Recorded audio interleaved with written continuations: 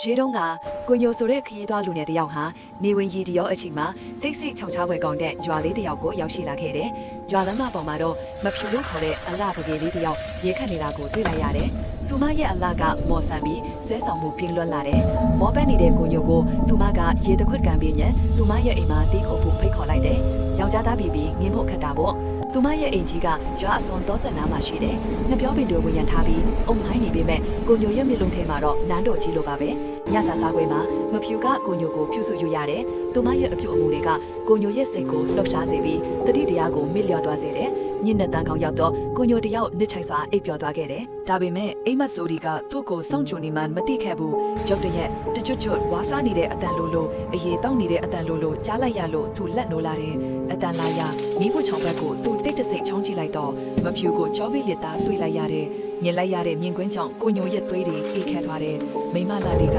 အစိမ့်လိုက်အသားတွေကိုအလန်းမီရစားတောက်နေတာဗျ။ရေအိုးထဲကအရစ်ကိုကြည့်လိုက်တော့သူမဟာလူမဟုတ်ပဲအသက်ရာချီနေတဲ့စုံပီလူမကြီးဖြစ်နေတာကိုတွေ့လိုက်ရတယ်။ထိတ်လန့်လို့ကိုညိုနောက်ဆုတ်လိုက်မိရကနေဘန်အိုတလုံးကိုတိုက်မိပြီးအတန်ကျဲကြီးထွက်သွားပါလေရော။သူမချွေးဖြီးချင်းလှည့်ကြည့်လာတယ်။နှုတ်ခမ်းနီနီတွေကြားမှာတော့သွေးတွေညအတူချွန်ထက်တဲ့သွားဆွဲရည်ကိုတွေ့လိုက်ရပြီ။ငါရုပ်မချက်ကိုတိတ်သွားတဲ့သူအသက်ရှင်ခွင့်မရှိစေရဘူး။အော်ဟစ်ပြီးသူမရုပ်တရက်ခုံအုပ်လိုက်တယ်။ကိုမျိုးလည်းအသက်လုပြီးပြတဲ့ပေါက်ကနေခုံချကတော်တဲ့ကိုအတင်းပြေးဝင်သွားရတော့တာပေါ့။ဒါပေမဲ့စုံမကြီးကခြေလင်လိုက်တာမဟုတ်ဘူး။လေပေါ်ကနေပြန်ပွဲထိလိုက်လာတာဗျာ။ကိုမျိုးဟာဝါယုံတော်တစ်ခုတည်းတိုးဝင်ပုံအောင်ရင်ဖျားစာကိုအာခေါင်ချစ်ပြီးရွတ်ဖက်နေမိတယ်။စုံမကြီးကသူ့အပေါ်တဲ့ထဲမှာရက်တန့်သွားတယ်။လူသားအနက်ရတယ်။ဘဲမှာပုံနေတာလဲလို့မှန်ဖိနေတယ်။ကန်ကောင်းချင်တော့အာယုံတက်လာပြီးနေအောင်ကြီးကြောက်ရောက်လာတယ်။အလင်းရောင်ကိုကြောက်တဲ့စုံမကြီးအော်ဟစ်ပြီးပြန်ဆုတ်ခွာသွားရတယ်။ကိုယိုလမ်းပေါ်ရောက်တော့ရွာဘက်ကိုပြန်ကြည့်လိုက်တယ်။ညကမြင်ခဲ့တဲ့အိမ်ကြီးအိမ်ကောင်းတီမရှိတော့ပဲတင်ချိုင်းကုန်းဟောင်းကြီးထိနေတာကိုတွေ့လိုက်ရတယ်